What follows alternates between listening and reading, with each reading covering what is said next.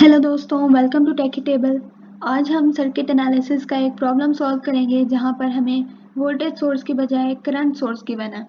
Current source हमारे पास है 4.5 एम्पेयर का। उस करंट सोर्स के अक्रॉस वोल्टेज है वी नॉट। 3 रेजिस्टर्स हमारे पास मौजूद हैं, 200 ओहम्स का रेजिस्टर, 300 ओहम्स का रेजिस्टर और 500 ओहम्स का रेजिस्टर। I1 हमारे पास वो करंट है जो 200 ओहम्स के रेजिस्टर में से फ्लो कर रहा है। I2 हमारे पास वो करंट है जो 300 ओहम्स और 500 ओहम्स रेजिस्टर के अंदर फ्लो कर रहा है। So let's read the question. For the circuit shown in the figure, part A है हमारे पास find the current I1 find करना है। पार्ट बी में हमारे पास है find the current I2। Part C में हमारे पास find the voltage V naught और पार्ट डी में हमने वेरीफाई करना है the total power developed equals the total power dissipated.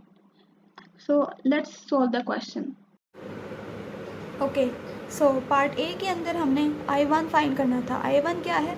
I1 वो करंट है जो इस पाथ के अंदर से फ्लो कर रहा है। ठीक है, अब यहाँ पे अगर हम देखें कि यहाँ पर V नोट जो है वो सोर्स का वोल्टेज है। ये वाला पाथ और ये वाला पाथ, ये दोनों सोर्स के पैरेलल में है। तो इट मीन्स जो यहाँ पर वोल्टेज होगा वही वोल्टेज यहाँ भी होगा और वही वोल्टेज इस पाथ के अंदर भी होगा। ठीक है, तो हमने अज्यूम कर लिया कि यहाँ वोल्टेज V नोड है। ठीक है, और इस पाथ के अंदर टोटल वोल्टेज V नोड है। ठीक है, तो अगर हम यहाँ पे देखें, हमारे पास करंट क्या है I1 और वोल्टेज क्या है V नोड और रेजिस्टेंस क्या है 200। तो अगर हम यहाँ पर ओहम्स लॉ लगा दें तो वो क्या बनता है, I1 equals to V naught divide by resistance 200 ohms. ये हमारे पास एक इक्वेशन आ गई, क्या फाइंड करने के लिए? I1 फाइंड करने के लिए। ठीक है, अब हमें V नोड की वैल्यू नहीं पता। V नोड हमने कहाँ फाइंड करना है? सी पार्ट में फाइंड करना है। तो let's go to part B. Part B के अंदर भी वही केस है, हमने I2 फाइंड करना है। लेकिन इस पाथ के अंदर हमारे पास 2 रेजिस्टेंस हैं और वोल्टेज 1 है। तो हम इस पाथ का करंट फाइंड करने के लिए इस रेजिस्टेंस को और इस रेजिस्टेंस को ऐड अप कर देंगे। तो टोटल हमारे पास रेजिस्टेंस क्या आएगी इस पाथ की? वो आएगी R equals to 300 plus 500 that is equals to 800 ohms. ये हमारे पास इस पाथ की रेजिस्टेंस आ गई। करंट क्या है? I2 है और वोल्टेज क्या है? V note. तो हम यहाँ पर अगेन ओहम्स लॉ अप्लाई कर सकते हैं। I2 equals to V naught divide by resistance that is 800 ohms. ये हमारे पास दूसरी इक्वेशन आ गई। यहाँ पर अगेन हमें V नोट फाइंड करना है। तो let's go to part C. Okay, so part C में हमने क्या करना है कि हमारे पास यहाँ पर वोल्टेज तो अवेलेबल नहीं है, हमारे पास क्या अवेलेबल है? करंट सोर्स गिवन है। तो हम यहाँ पे किरचॉफ्स वोल्टेज के बजाय किरचॉफ करंट लॉ लगाएंगे। तो किरचॉफ करंट लॉ क्या कहता है कि हमारे पास जो टोटल करंट है वो जहाँ भी डिवाइड हो रहा है उसके इक्वल है। तो हमारे पास ये टोटल करंट जो है वो 2 जगह पर डिवाइड हो रहा है, एक इस पाथ में और एक इस पाथ में। तो इसकी इक्वेशन क्या बनी? 4.5 equals to I1 plus I2। इसका क्या मतलब हुआ कि I1 और I2 ये दोनों पाथ के करंट जब एडअप होंगे तो वो इक्वल होंगे टोटल सोर्स के। ठीक है, तो हमारे पास ये इक्वेशन आई 4.5 equals to I1 plus I2। I1 और I2 की जगह हम यहाँ से देखें, अगर इन इक्वेशन से देखें तो हम यहाँ की वैल्यू यहाँ पर पुट ऑन कर सकते हैं।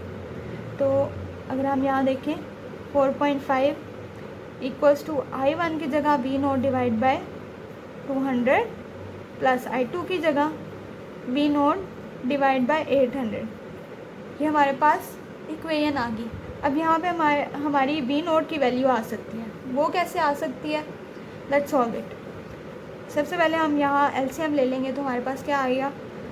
4V naught plus V naught divide by 800 that is equals to 4.5। अगर हम इसको मज़ीद सॉल्व करें तो ये आएगा 3600 is equals to 5 times V naught. तो वी नोट की वैल्यू यहाँ पे क्या आ गई 720 वोल्ट्स। ये हमारे पास वी नोट की वैल्यू आ गई। इट मीन्स हमारे पास वी नोट की वैल्यू आ गई है, सी पार्ट सॉल्व हो गया है। वी नोट अब हम यहाँ पुट कर सकते हैं और यहाँ पुट कर सकते हैं। इससे हमारी कौन सी वैल्यू आ जाएगी, पार्ट ए और पार्ट बी में I1 और I2 की वैल्यू आ सकती है। वो कैसे, चलें वी नोट को पुट करते हैं। For part A V naught की वैल्यू क्या थी, I1 = 720 डिवाइड बाय 200। ये क्या आ गया हमारे पास, I आ गया 3.6 एम्पेयर I1। सो बी पार्ट के अंदर अगर हमने I2 फाइंड करना हो तो हम सिंपली वी नोट की वैल्यू राइट कर देते हैं 720 डिवाइड बाय 800। तो I2 का क्या आ गया हमारे पास 0.9 ampere. Part B, part A और पार्ट सी तीनों सॉल्व हो गया हमारे पास। लास्ट पार्ट हमारे पास क्या था, हमने चेक करना था कि पावर डिलीवर्ड पावर डिसिपेटेड के इक्वल है या नहीं। So let's find out. सबसे पहले अगर हम इस सर्किट के अंदर देखें कि पावर डिलीवर जो हो रही है वो यहाँ से हो रही है। यहाँ पर हमारे पास क्या गिवन है, वी नोट और करंट, वोल्टेज और करंट। तो हम यहाँ पे पावर का क्या फॉर्मूला लगा सकते हैं, P = V naught multiply I। ये कौन सी पावर है, power dissipated, power developed sorry. और अगर हम यहाँ पर देखें कि पावर डिसिपेट कहाँ हो रही है, एक पावर यहाँ डिसिपेट हो रही है इस पाथ में और एक पावर इस पाथ के अंदर डिसिपेट हो रही है। तो हम यहाँ इन दोनों की अलग अलग पावर कैलकुलेट करके उनको ऐड अप करेंगे और वो चेक करेंगे कि इस डिवेलप्ड पावर के इक्वल आ रही है या नहीं आ रही। Okay, so let's do it. हमने क्या चेक करना है, सबसे पहले पावर डिवेलप बाय सोर्स, वो क्या होगी हमारे पास, power develop = V naught multiply by I। Power develop = V naught हमारे पास क्या आया था, यहाँ से देखें 720 और करंट हमारे पास क्या है 4.5। इसको मल्टीप्लाई करते हैं 4.5, सिंपली हमारे पास पावर डिवेलप्ड आ जाएगी, दैट इज़ दिस। ये पावर डिवेलप्ड आ गई। अब हम पावर डिसिपेटेड फाइंड करेंगे। सबसे पहले इस पाथ की पावर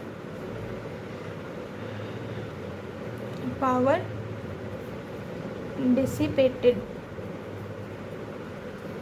सबसे पहले 200 ओम के रेजिस्टर से।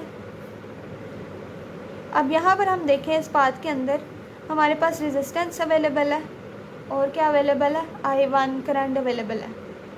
तो हम सिंपली पावर का फॉर्मूला कौन सा यूज़ कर सकते हैं, P = I² multiply by R।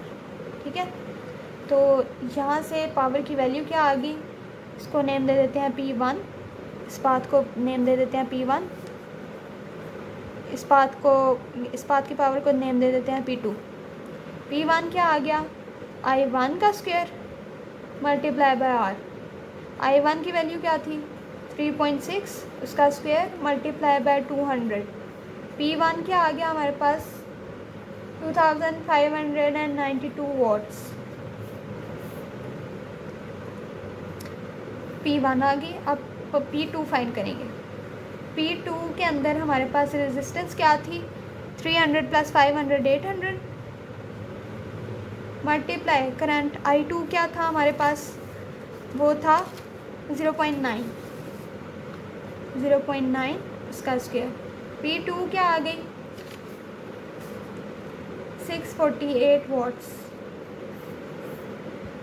अब देखें अगर हम P1 और P2 इन दोनों को ऐड कर दें तो हमारे पास क्या वैल्यू आती है, वो वैल्यू आती है हमारे पास 3240 watts P total.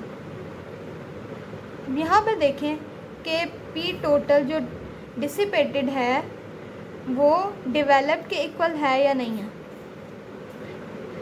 Power develop और पावर डिसिपेटेड हम देख सकते हैं कि ये दोनों इक्वल हैं, तो इसका मतलब है हमें वेरीफाई हो गया कि ये दोनों पावर्स इक्वल्स हैं और इसी तरह हमारा क्वेश्चन सॉल्व हो गया। वीडियो को लाइक करें, चैनल को सब्सक्राइब करना मत भूलें और बेल आइकन दबाएं ताकि रेडी रहें आप नेक्स्ट वीडियो के लिए। टेक केयर, अल्लाह हाफिज़।